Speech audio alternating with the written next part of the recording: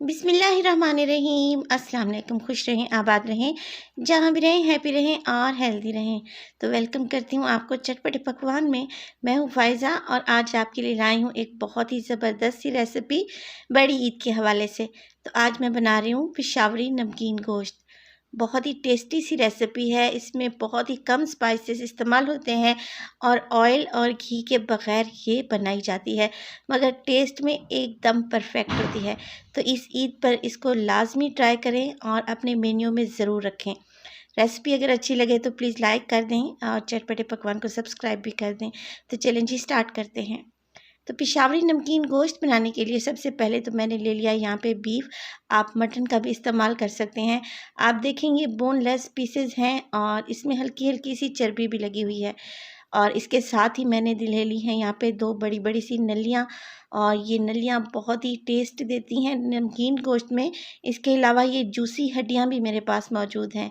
तो इस किस्म का गोश्त आपने ले लेना है। इसके बाद इसको धोने के बाद हम इसको डालेंगे प्रेशर कुकर में। तो मैं जल्दी में बना रही हूँ तो प्रेशर कुकर यूज़ कर रही हूँ। आप पतीले में भी बना सकते हैं। हाफ़ टी स्पून इसमें जाएगा नमक, क्योंकि नमक की मिक़दार हमने यहाँ पे कम ही रखनी है, हमें गोश्त का फ्लेवर ज़्यादा चाहिए।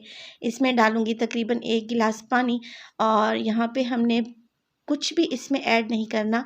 अगर आपको कुर्बानी के गोश्त से स्मेल आती है तो फिर आप ये कर सकते हैं, 1 से 2 अदद इसमें बड़ी इलायची डाल लें, आपको गोश्त से स्मेल नहीं आएगी।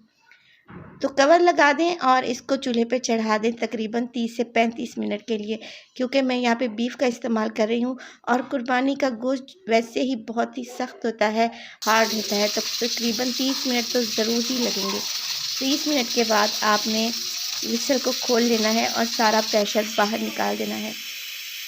तो कुकर को यूज़ करते हुए ये एहतियात आप लाज़मी किया करें, पहले सारा प्रेशर निकाल दिया करें, फिर आपने ढक्कन को ओपन करना है। तो गोश्त को चेक कर लेते हैं। तो यहाँ पे देखें बहुत ही अच्छे तरीके से गोश्त गल चुका है, और गोश्त का जो असल जायका है इसके गले होने की वजह से ही आएगा।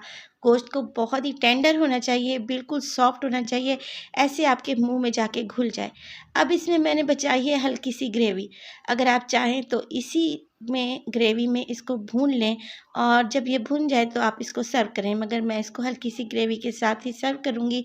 तो ये देखें जी, माशाल्लाह से बेहतरीन सा नमकीन गोश्त हमारा तैयार है। इसमें हल्का सा नमक का टेस्ट आएगा और गोश्त का भरपूर फ्लेवर आएगा। मैं इसको सर्व कर रही हूँ गरम गरम नान के साथ।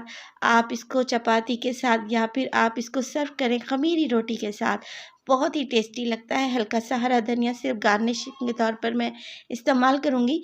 अब देखें ये नली मैंने ऊपर तोड़ के डाल दी है। यकीन करें, जो नली का फ्लेवर है ना, आपने मुझे कमेंट में बताना है किस किस को नली का फ्लेवर अच्छा लगता है। बहुत ही ज़बरदस्त सा होता है। तो ये देखें बाकी की नली भी मैंने निकाल ली है। आप इस रेसिपी को ट्राई करें। अगर रेसिपी आपको अच्छी लगे तो प्लीज़ लाइक करें और चटपटे पकवान को सब्सक्राइब भी कर लें। तो अपना बहुत सारा ख्याल रखिएगा। फ़ायज़ा को भी अपनी दुआओं में याद रखिएगा। मुझे दीजिए इजाज़त। टिल देन, अल्लाह निगहबान।